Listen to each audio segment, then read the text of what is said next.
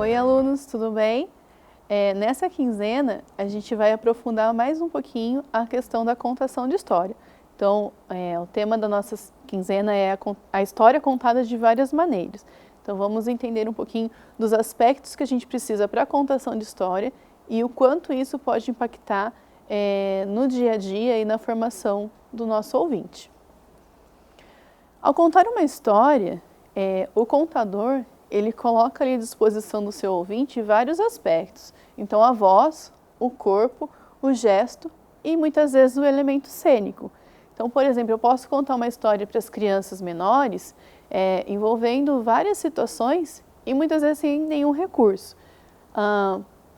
Era uma vez 3 porquinhos que viviam no meio de uma floresta, eles decidiram construir uma casinha. E aí, um fez a casa de palha, outro fez a casa de tijolo e um fez a casa de madeira. E aí apareceu o lobo muito faminto, né? A história que todo mundo já conhece. E aí o lobo vai chegar até essas casas e ele vai soprar, né? Então eu posso envolver o meu ouvinte nessa situação, nessa história. Então o lobo chega até a porta lá do porquinho que construiu a casa de palha, bate na porta. E aí o porquinho fala que não vai abrir. Ah, então eu vou soprar, o lobo sopra. Né? Eu posso, gente, vamos ajudar o lobo a soprar a casinha.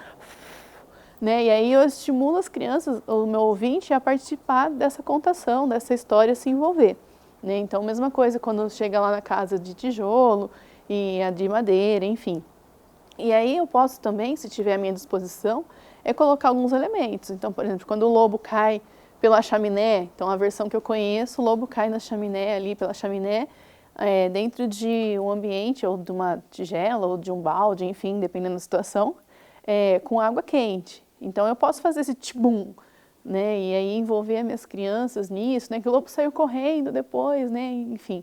Então eu empresto todo esse aparato, né, todas essas situações, eu me coloco à disposição para que eu consiga de fato envolver o meu ouvinte na contação. Então isso é importante quando a gente pensa na história, o que eu posso colocar à disposição e como eu posso envolver esse meu ouvinte na situação.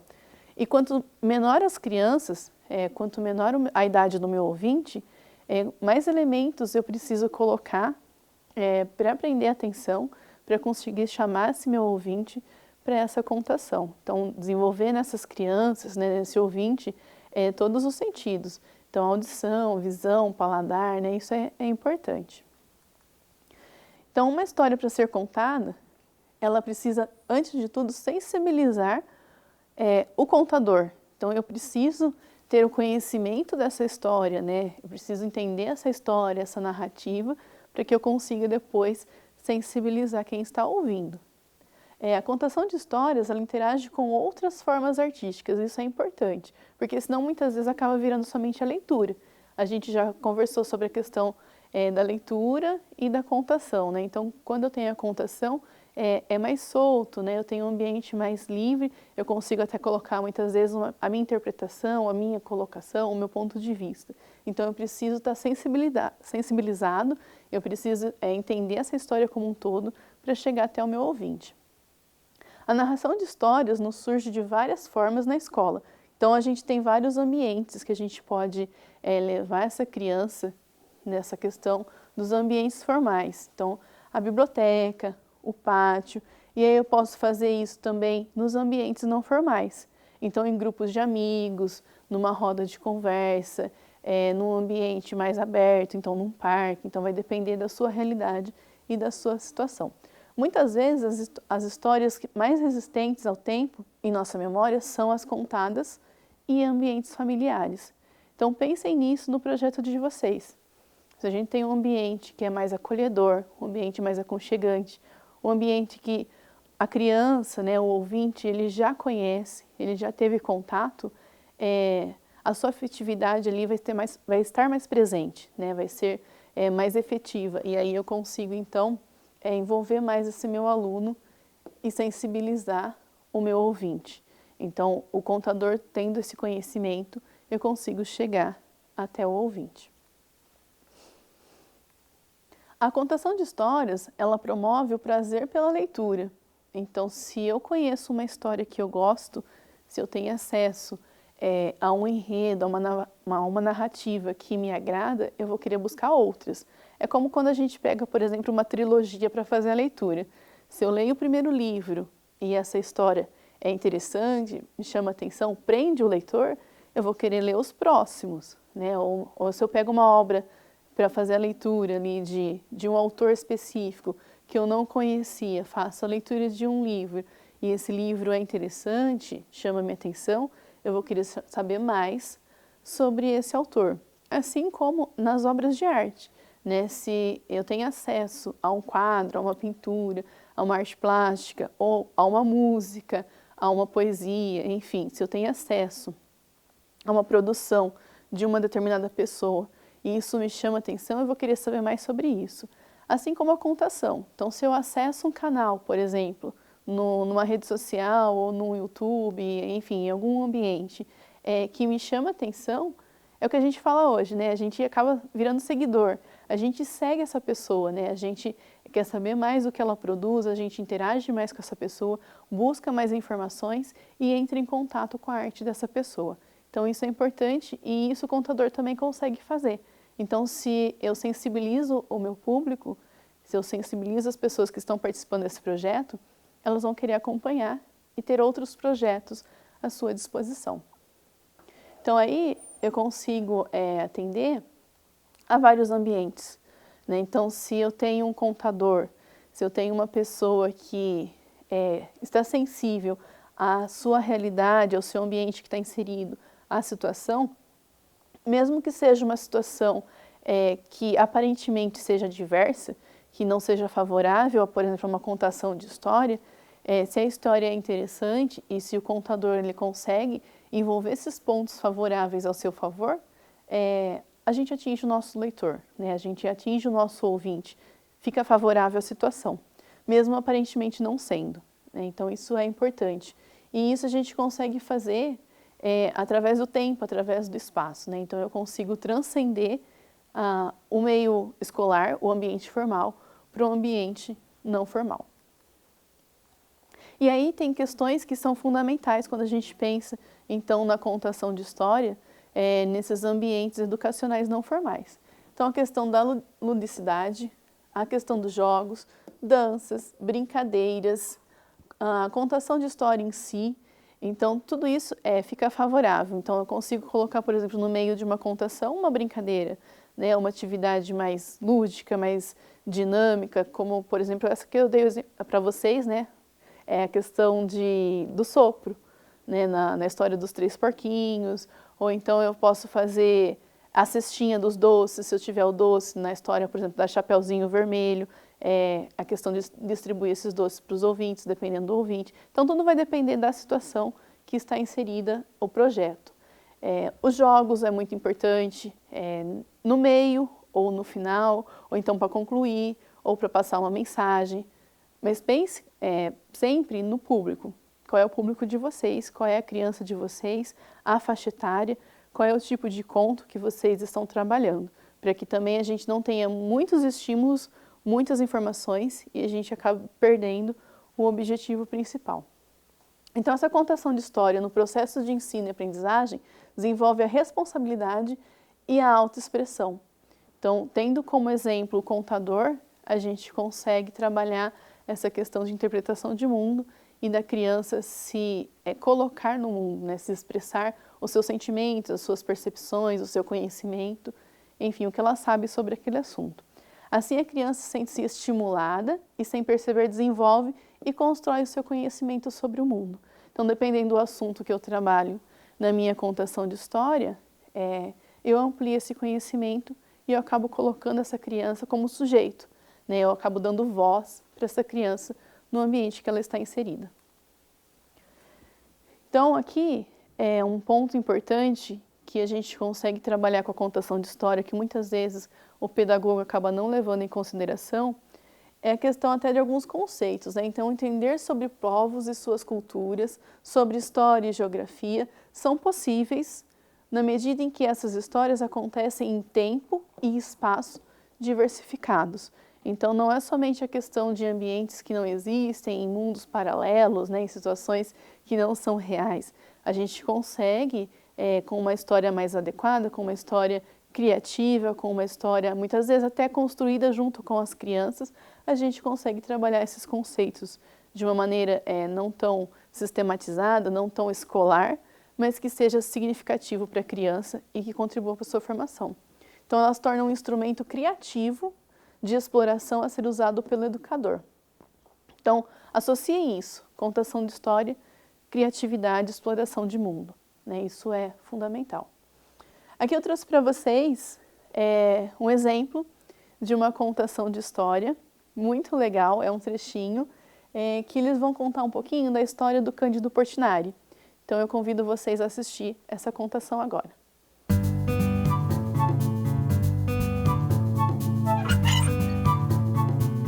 Cândido Portinari adorava as coisas do Brasil. A vida do povo, o trabalho, as festas. Ele gostava de mostrar isso nas pinturas. E não foi pouca coisa, não.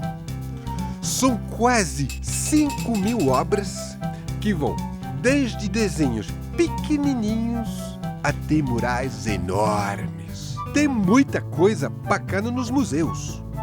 Como a maioria dos artistas, o Portinari dava um nome para cada quadro que ele pintava.